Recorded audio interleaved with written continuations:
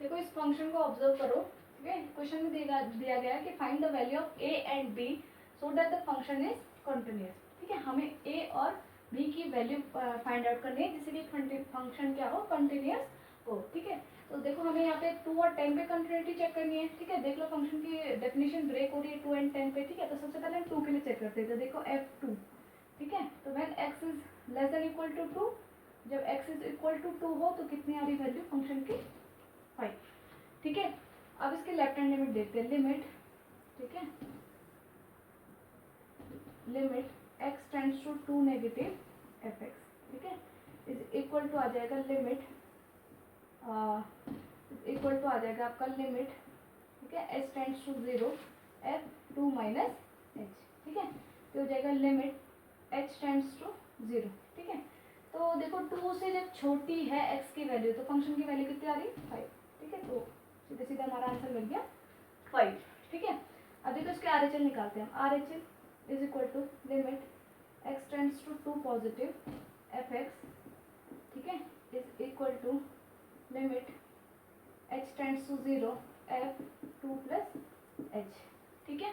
अब 2 plus H, देखो जब x 2 से बड़ा है तो ax प्लस b फंक्शन की वैल्यू आ रही है। x की जगह क्या रख देंगे हम, 2 प्लस एच, तो ये जाएगा is equal to a 2 plus h plus b, ठीक है। तो ये कितना आ जाएगा 2a plus ah plus b, ठीक है।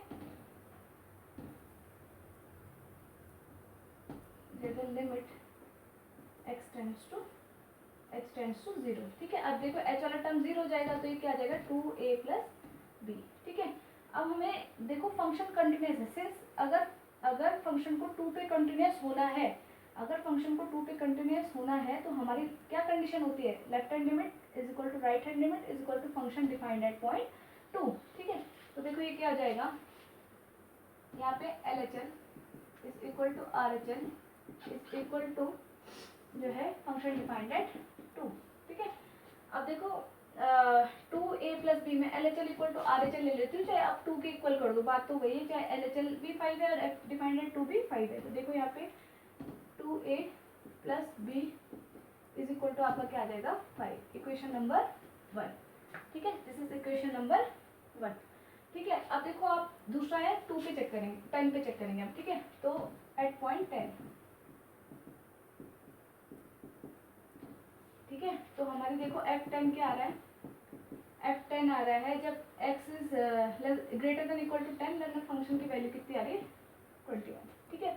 ऐसे हमारी जो है RHL भी वही आएगी, limit x tends to 10 positive fx is equal to limit h tends to 0 f 10 plus h, ठीक है। तो जब जो है x जो है 10 से बड़ा है तो किस क्या आ रही है फंक्शन की वैल्यू 21, तो दिस विल बिकम 21, ठीक है। अब इसकी लेफ्ट हैंड लिमिट देखते हैं LHL, ठीक है। देखो limit x tends to 10 negative fx is equal to limit, ठीक है, h tends to 0 f 10 minus h, ठीक है। अब जब x 10 से छोटा है तो क्या आ रही है ax प्लस b, x की जगह 10 माइनस h रख दो दिस टाइम, ठीक है। तो हो जाएगा a 10 माइनस h, ठीक है, 10 माइनस एच प्लस कितना b, ठीक है। तो देखो अभी कितना हो जाएगा, इस इक्वल टू आ जाएगा हमारा, देखो h तो 0 हो गया, a वाला टर्म 0 हो जाएगा तो आ जाएगा 10a प्लस b, ठीक है। अब देखो फिर वही बात कि अगर फंक्शन को कंटिन्यूअस होना है एट पॉइंट 10 अगर फंक्शन को कंटिन्यूअस होना है तो उसकी left hand limit right hand limit और फंक्शन डिफाइंड एट 10 क्या होना चाहिए, इक्वल होना चाहिए, ठीक है।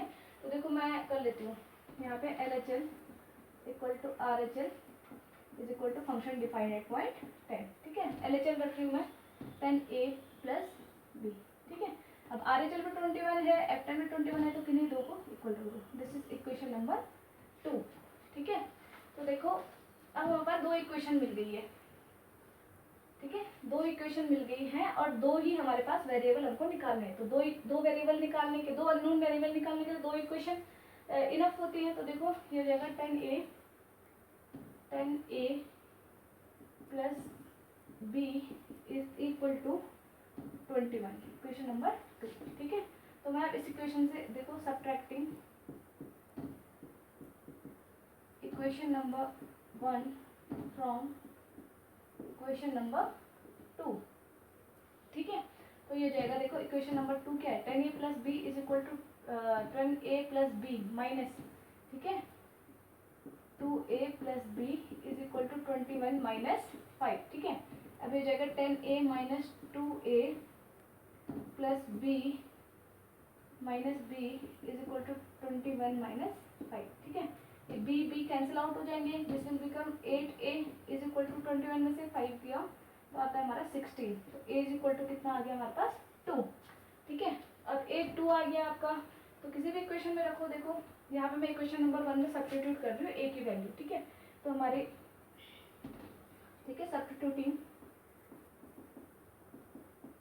Value of a in equation 1, ठीक है। तो देखो क्या हो जाएगा, 2 into 2 plus b is equal to 5, जैसे 4 plus b is equal to 5, तो b is equal to 5 minus 4 is equal to 1, ठीक है। तो हमारे पास a और b की वैल्यू क्या आ गई, a 2 है और b क्या है 1, इज ग्रेटर देन 2, ठीक है। अब देखो 2 पे कंटिन्यूटी चेक करनी है, तो देखो f2 जब फंक्शन की जब x की वैल्यू 2 होगी, जब x की वैल्यू 2 होगी, तो देखो फंक्शन डिफाइन है 2x क्यूब माइनस 3, x की जगह क्या रख देंगे 2 क्यूब माइनस 3, तो this will become 8 minus 3 and is equal to 5, ठीक है। लेफ्ट हैंड लिमिट निकालते हैं हम इसकी, तो जगह limit x tends to 2 negative fx, ठीक है, इज इक्वल टू आ जाएगा आपका limit h tends to 0 f2 minus h, ठीक है। अब देखो ये जाएगा लिमिट h टेंड्स टू 0, जब x की वैल्यू देखो 2 से छोटी है, तो फंक्शन फिर x क्यूब माइनस 3 है, तो x की जगह 2 माइनस एच रख देंगे, तो 2 माइनस एच की क्यूब माइनस 3, ठीक है। चाहो तो यहाँ पे h को डायरेक्ट आप 0 रख दो, या फिर इसको आइडेंटिटी से एक्सपेंड कर दो। देखो मैं आइडेंटिटी से एक्सपेंड करके दिखाती हूँ आपको, तो ये जाएगा a cube minus a minus b का होल क्यूब के एक्सपेंड कैसे होता है, a cube minus b cube minus 3a square b plus 3ab square, ठीक है। तो देखो b क्या है हमारे इस टाइम पे h है, तो ये सारे टर्म 0 हो जाएंगे, है ना, होंगे कि नहीं होंगे।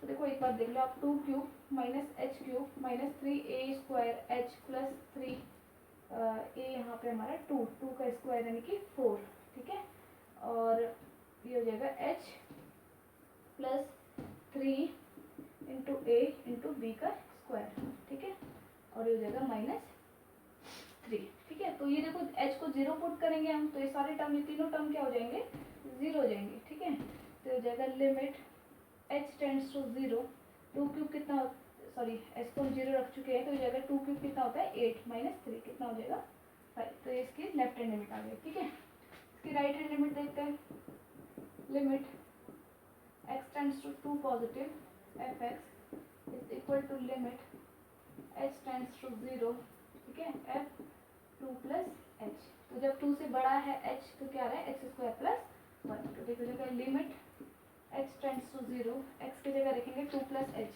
तो 2 प्लस h का स्क्वायर प्लस 1, ठीक है। तो हो जाएगा लिमिट h टेंड्स टू 0, 2 का स्क्वायर होता है 4 इंटू 2ab हो गया और प्लस h का square and in bracket plus 1, ठीक है।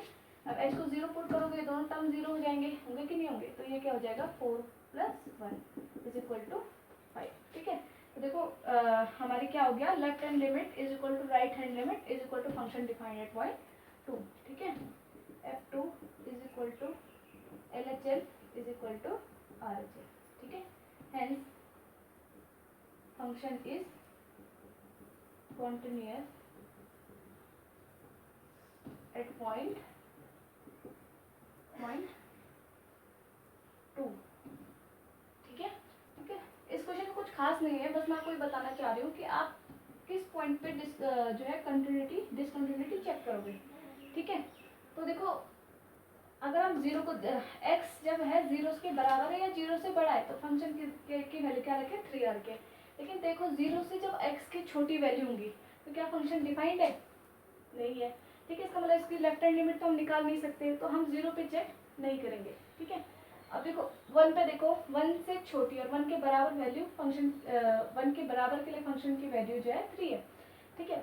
और 1 से बड़ी वैल्यू के लिए जो है 4 है, ठीक है। 1 से छोटी और 1 के बराबर वैल्यू के लिए कुछ और है फंक्शन की वैल्यू, और 1 से बड़ी वैल्यू के लिए फंक्शन की वैल्यू कुछ और है, ठीक है। तो इसका मतलब 1 पे फंक्शन जो है ब्रेक हुआ, फंक्शन की डेफिनेशन ब्रेक हुई, तो एक तो हम x इक्वल टू 1 पे चेक करेंगे, ठीक है। दूसरा देखो 3 पे देखो 3 से छोटी वैल्यू के लिए फंक्शन की वैल्यू 4 है, और जब x 3 से बड़ा होगा या 3 के बराबर होगा तो फंक्शन की वैल्यू 5 है। अगेन 3 पे फंक्शन की डेफिनेशन ब्रेक होगी, तो आप 3 पे भी चेक करोगे, ठीक है। 10 के लिए देखो 10 के बराबर और 10 से छोटी वैल्यू के लिए फंक्शन डिफाइन है, दैट इज 5, बट 10 से बड़ी जब x की वैल्यू होगी तो उसके लिए फंक्शन डिफाइन नहीं है, तो उसके आगे चल हम निकाल नहीं सकते, राइट हैंड लिमिट नहीं सकते, तो 10 पे भी चेक नहीं करेंगे, ठीक है।